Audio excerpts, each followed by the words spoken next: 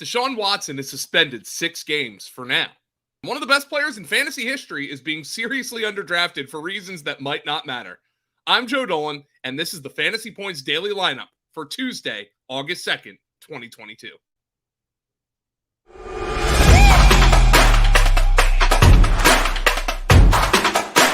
It's time for the FantasyPoints.com Daily Lineup. Staying on top of the latest news and updates around the NFL. Rise and shine, folks. We're taking the field. Here's your host, FantasyPoints.com's Joe Dolan.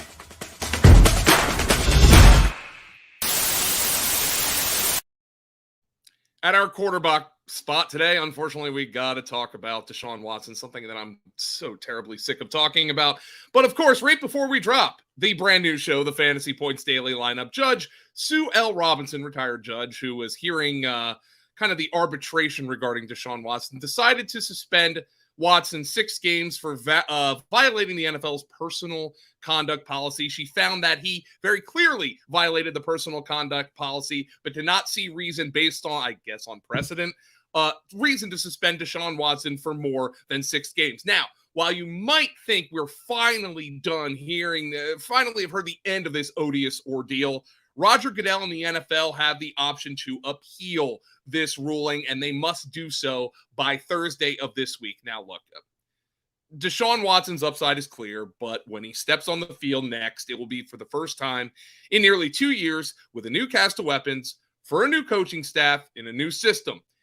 In a standard redraft league, you're going to have to burn a roster spot for 6 weeks, holding him on your roster. And then his first 2 games back are against the Bengals and Ravens, not exactly the 2 easiest of opponents. And then the Browns go on their bye in week 9. So depending on how deep your league's benches are, you're essentially going to have to burn a roster spot.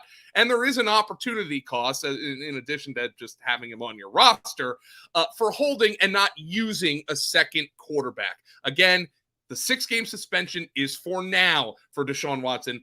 It does not appear we have heard the end of this ordeal. Now, with Watson suspended 6 games, Jacoby Brissett is going to be the Browns' penciled-in starting quarterback. And it's an easy schedule. Panthers, Jets, Steelers, Falcons, Chargers, and Patriots. But we know what Jacoby Brissett's going to do. In 37 career games, Jacoby Brissett has averaged, 37 career starts, that is. He has averaged under 200 passing yards per start.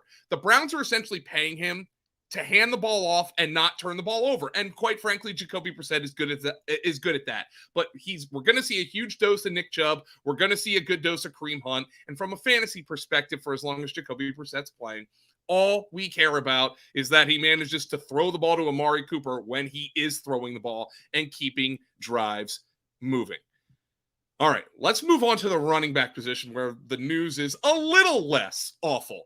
Alvin Kamara was arrested and charged with felony battery stemming from an incident at Las Vegas in February for the Pro Bowl. Now, because of the collectively bargained conduct policy, a felony battery charge and maybe a suspension going with that would result in a 6-game suspension for Alvin Kamara. But here is the thing.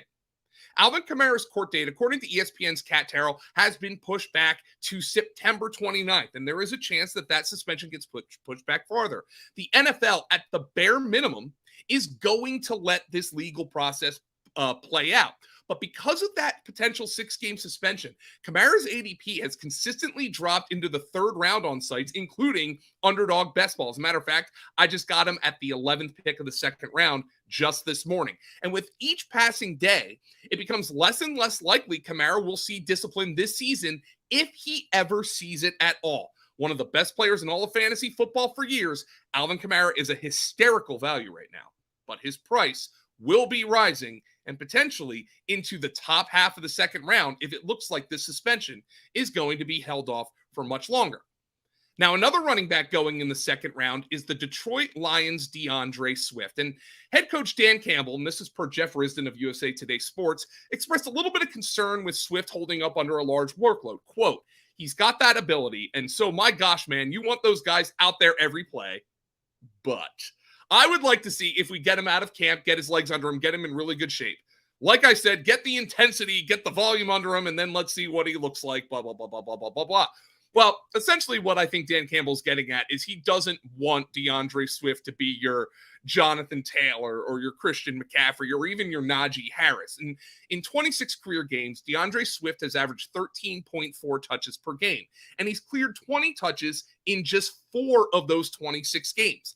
In fact, DeAndre Swift has just one career game with 20 or more rush attempts, a massive 33 carry day, you might remember, in that god-awful tie against the Pittsburgh Steelers last year. For our purposes, I don't really care, though. Over the past 3 seasons, Austin Eckler has been one of the best players in all of fantasy, despite averaging 15.9 touches in 42 games over that 3-season span.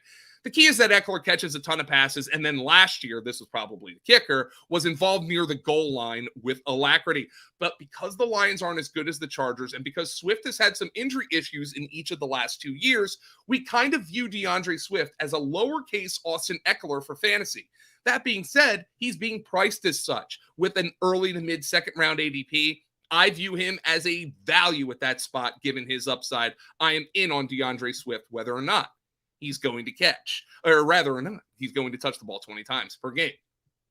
Now, wide receiver who's been in the news a lot because of how he touches the ball and in the positions in which he touches the ball is Deebo Samuel. And Kyle Shanahan told reporters that Deebo Samuel, recently extended by the 49ers, will be eased into practice. This is per NBC Sports Bay Area.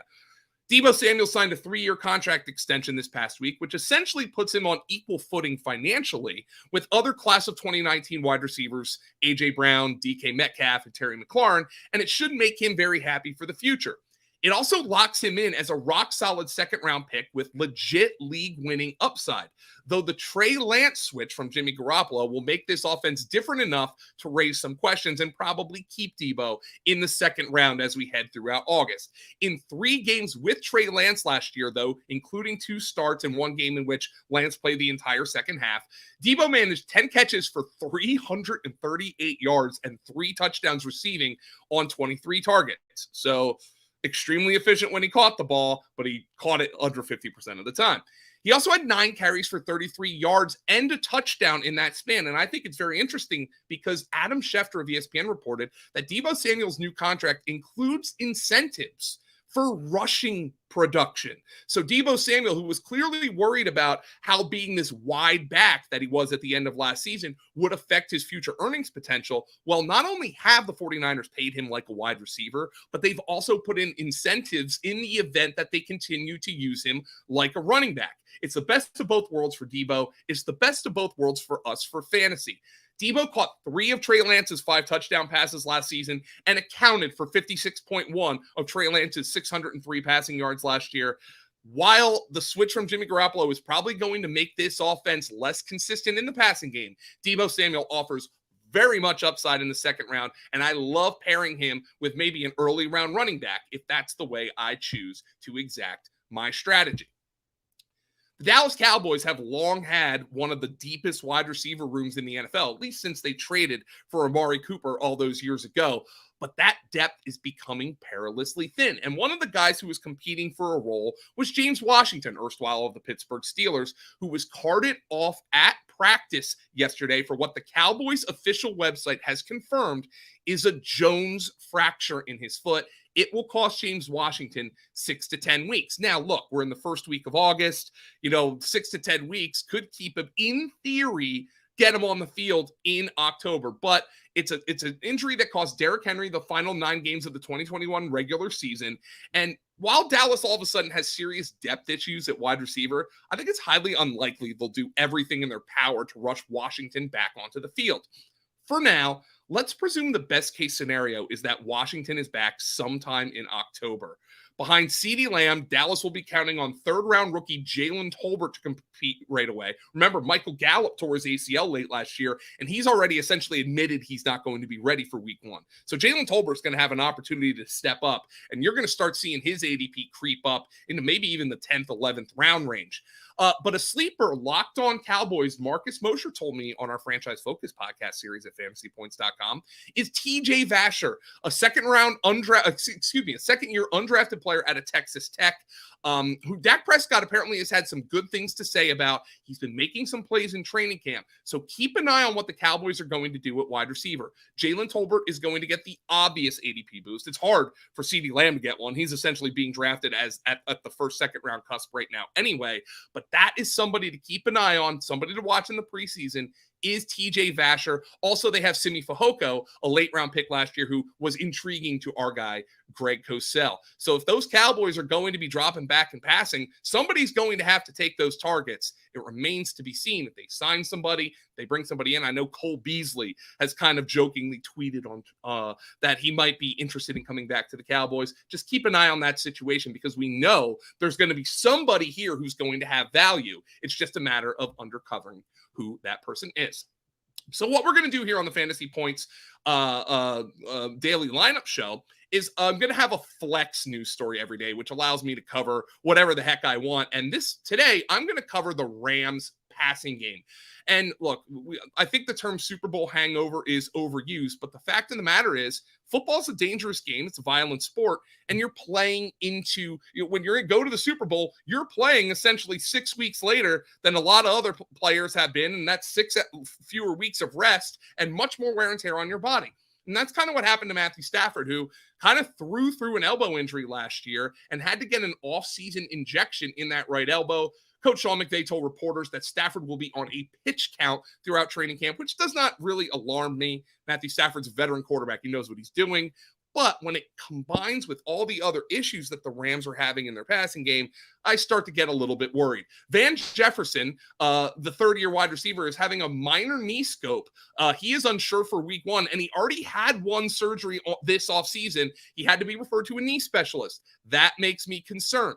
Now, Odell Beckham is still on the radar. As a matter of fact, Sean McVay actually called him out by name at his recent press conference. But Odell Beckham, again, tore his ACL in the Super Bowl, so he's unlikely to be ready before November. Though, if you're in best ball leagues, I've been drafting Odell Beckham with like a last-round pick, understanding that there's very few players at that 18th round who are going to offer his kind of upside. But maybe a player who might be getting a little bit overlooked. The fourth, fifth rounds are very juicy for wide receivers. Allen Robinson, the Rams free agent signing this offseason. And, given how accomplished Allen Robinson is, it just speaks to how wild this offseason has been in terms of wide receiver movement, that he isn't even really being discussed. But through the first week of camp here, he has been balling out. He has been establishing himself. It looks like a revitalized, refreshed Allen Robinson, who is finally playing with the best quarterback of his career. He is going to be needed to step up if Van Jefferson's going to miss any time. We've also heard some buzz about Tutu Atwell. That's one, guys. I got to see it before I believe it. I'm Joe Dolan, and that's the Fantasy Points Daily Lineup. Make sure you find me at fantasypoints.com for more, and I'll see you tomorrow.